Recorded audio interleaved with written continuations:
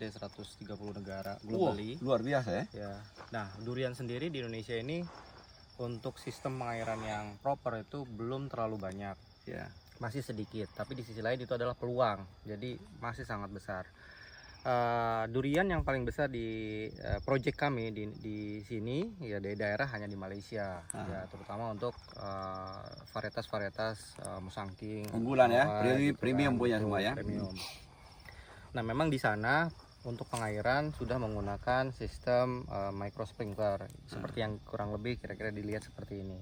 Ya, tinggal improvementnya sebetulnya saya belum keliling secara detail, tapi sih tadi sih yang lihat sepintas waktu Bapak belum datang. Ya. Oh, ini ya masih perlu ada yang harus dipruning, terutama daerah gawangan. Ya. Kemudian yang kedua ya paling ada pemindahan adjustment dari sisi micro sprinklernya. Ya. Terlalu dekat. Ini terlalu dekat ya, kena ke batang ya. Harus agak dilebarin sehingga akar aktifnya bisa dimaksimalkan sebaik mungkin. Agak jauh supaya akarnya juga menuju ke agak keluar ya. Iya, karena kan semakin mencari besar air ya. semakin besar tanaman berarti kan dia akan semakin butuh juga asupan makanan. Nah, contohnya air. ini Boy, coba. Contohnya ini, ayo. Coba yuk, Dep. Ini terlalu dekat ya. Terlalu dekat ini ya. Kita jauh sedikit ya. Nah, jauhnya kira-kira kan, coba pindah aja. Ini bisa agak ke sini Pak. Ini Taruh di daerah kanopi, daerah sini nggak apa-apa nih. Taruh sini ya. Ya, di sini nggak apa-apa. Pelan-pelan, Sama aja. Nanti di Pelan-pelan. Di sini aja, pelan-pelan situ ya, di situ ya. nanti dibongkar aja. Dibongkar. Ini daerah Yang sebelahan aja, kanopi Pak. Sebelah sana juga. Intinya karena ini Om, dia Iya. bakal dipakai buat vertigasi. Jadi Iya. mupuk dari air situ langsung. Oh ya, hei. Nakal. Nanti hati-hati dibongkarnya. Jangan sampai Dia yang pasang selang ini. Oh, dia gitu. tahu. Iya. Ya, nanti pokoknya pindah Sep ya. Iya, Ya, pindah ujung. Ya, Ini itu cukup benar. ya? Cukup nggak? Ya, cukup. Ya. cukup. Ini satu Sep, coba pelan-pelan Sep. Garuk agak sebelah sini. Hati-hati akar ya. Nah, kalau yang begini pakai tangan Sep ya. Iya, Pak. Jangan pakai bor. Ya, tarik sedikit agak sini. Ini Sep. Ya, ujung. Kira-kira cukup ya. Ya. Nanti akan dipindah lagi setelah pohon makin besar. Ya, betul. Ya, Makanya gitu, Boy. kalau desainnya proper, Boy. idealnya ini harus lebih panjang. Ya. Jadi si microtube ini Ya. idealnya itu lebih panjang agar memfasilitasi. Ini panjang ini. Saya nggak tahu ini berapa panjang. Jadi Sampai biar di mana? bisa diekspand. Ininya pendek, cuma Oh. selangnya nanti mungkin digeser ke sebelah sini ya. Ditambahin aja bisa itu Ya. tuh. Ya. Kan ada selang itu yang hitam Iya, kan? kita Bisa kan? Gitu. Ya nanti Ya. tinggal dicoba. Kamu nanti kali kalau pasang yang baru, konektor, yang di sana agak panjang aja. Iya, Pak. Ya bisa tarik sampai ke ujung tajuk. Ya. Jadi makin besar, makin digeser gitu ya. Iya, karena Ya. prinsipnya akar aktif akan ada di daerah kanopi. Ya. Gitu. Kalau perakaran durian itu ya, Nelson ya. Ya. Kalau ada beberapa pakar yang ngomong, hampir 60% itu ada di permukaan kurang lebih 1 meter, setengah meter. Ke bawah. Setengah meter ya dari sini. Iya.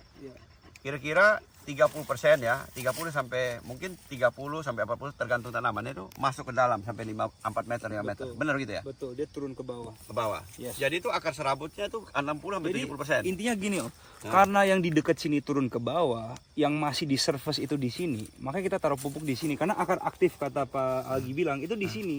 Yang bisa ambil resep makan itu sebenarnya yang di sini.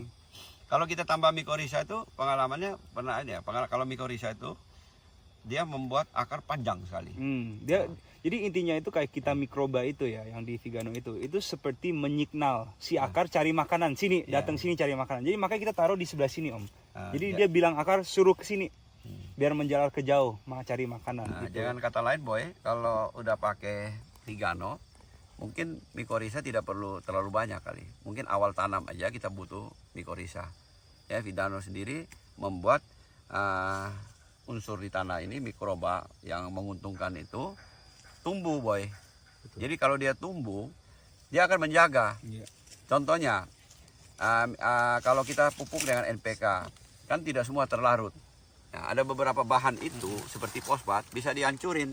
Karena ini sifatnya pupuk hayati juga kan ya? Betul. Ya. Hayati dia, mikroba. Kita ada 10 macam mikroba dalam situ. Nah, itu gunanya pupuk hayati Boy. Betul. Jadi unsur-unsur tanah yang dibutuhkan untuk tanaman terpenuhi. Nah, kalau ini sekarang dari Vigano itu ada 10, itu berarti kita udah untung sekali. Kalau kita lihat biasa M4 kan cuma 4. Ini ada 10, berarti 2,5 kali lebih maksimal. Ya. Kira-kira apa yang kita harus perbaiki nanti bisa dibantu dikasih masukan ya. Baik. Jadi Nelson kan bisa lihat kan kita perlu insek fumi apa yang tepat. Iya. Kemudian pemupukannya. Betul. Nah, kita masih vegetatif. Nanti generatif lagi kita ada lagi, mesti belajar lagi nih. Kebun kita udah pakai Netafim semua. Jadi Ya. saya cara program itu udah cocok banget kalau pakai barang mereka. Ya, Jadi kita soalnya dosisnya itu udah keikut dengan mereka punya teknik. ya. Jadi makanya saya anjurkan Pak Agi bisa datang hari Ya. ini untuk kasih Terima pendapat. kasih masukan. Pak Agi. Sama-sama. Jadi begini Pak, di Indonesia ini kita banyak yang tanam karena belum mengetahui secara detail, masih kira-kira. Nah, di Malaysia itu sama di Thailand kan sudah lebih maju. Mereka punya menghasilkan durian-durian premium yang luar biasa, bisa ekspor ke seluruh negara, ya. Dan harganya bisa berlipat-lipat dibandingin durian yang ditanam seadanya aja. Nah, jadi hari ini kita lihat bahwa durian premium itu kalau dilakukan sesuai dengan SOP yang benar, kita bisa mendapatkan hasil seperti yang ada di Malaysia. Bisa. Ya. Ya, sangat bisa. Sangat bisa. Sangat Nah, bisa. kemudian negara kita ini kebetulan kalau di Pulau Jawa ini ada di selatannya garis khatulistiwa. Kalau Malaysia kan utara. Nah, kita bisa ambil saling menguntungkan. Di utara itu untungnya apa? Di selatan Panennya, Pak. panennya ya. Panennya. Yang panen, membedakan tuh panennya. Nah, panennya lebih duluan mana? Selatan atau utara? Selatan kan ya? Kayaknya sih kayaknya utara dulu. Utara dulu. Utara dulu. Utara dulu. Nah, Jadi Malaysia udah habis, kita baru kita turunnya dari Thailand, Betul. Thailand, Nah. Malaysia, Indonesia. Turunnya ya. Hmm. makanya kita terakhir ini masih ada buah selagi mereka habis. Sudah habis di Sudah sana. habis. Nah, jadi itu ada masing-masing keuntungan. Kalau biasa panen duluan harga masih lebih bagus. Iya. Tapi kadang-kadang udah habis yang sana, yang belakangan juga masih bisa Masih ini, bisa naik masih lagi. bisa naik Masih lagi bisa. karena kebutuhan kan. Kebutuhan. Tapi Ah. kebutuhan tuh sangat besar loh, Pak. Sangat besar, ya. Domestik aja ya, Pak. Ya? sangat Iya. besar. Karena sebetulnya saya ada data, nanti mungkin kita bisa Iya. diskusi Iya. secara data aja. Kalau untuk produk ekspor, ya kan di luar Indonesia ya. Kalau Iya. kita bicara ekspor aja, kalau Indonesia sendiri itu marketnya sangat masih besar, terutama varietas yang ini, yang apa namanya, yang premium. Ya. Gitu. Nah, kemudian kalau saya lihat sendiri untuk pasar China aja ya, semua ini Iya. hanya dari 0,2 kg aja apa namanya konsumsi per kapita. Oh, 0. 0,2 Boy. kg. Jadi boleh dengan 0,2 kilogram Ya. per tahun. Ya. Per tahun ya Betul. konsumsi ya. Jadi masih terbuka lebar sekali nih. Lebar sekali. ya, sangat ya. Besar. Dan yang paling menguntungkan Pak Rido, Ya. kita tahu lah kalau misalnya Cina udah mulai nanam habis semua kan. Umumnya seperti itu. Cuman, nah case-nya ini di China itu hanya daerah Yunan aja yang bisa tanam, Pak. Yang lainnya nggak bisa tanam. Dan itu mereka Jadi belum nggak bisa tanam mereka. dan Iya. mereka udah dapat menghasilkan bagus nggak? Tidak bagus. Tidak bagus ya. Karena kurang matahari ya. Ya intinya kan memang bukan tanaman tropis kan. Iklimnya itu loh. Iklimnya. Jadi climate-nya memang belum terlalu apa namanya ya, belum terlalu support. Betul. Gitu.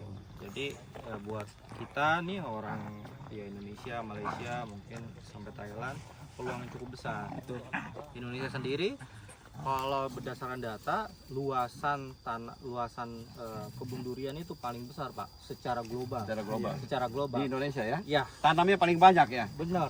Nah, cuma hasilnya nih. Ya, cuman satu yang ditanam bukanlah varietas komersil. Ya, Varietas premium. Ya, jadi memang untuk konsumsi sendiri gitu kan. Ya bukan berarti itu tidak bagus, cuman kan kalau mungkin negara tetangga dia memang sudah mengembangkan varietas yang sangat premium sehingga diminati. Yang kedua, market penetrasi dari masing-masing pelakunya dari sana itu cukup bagus.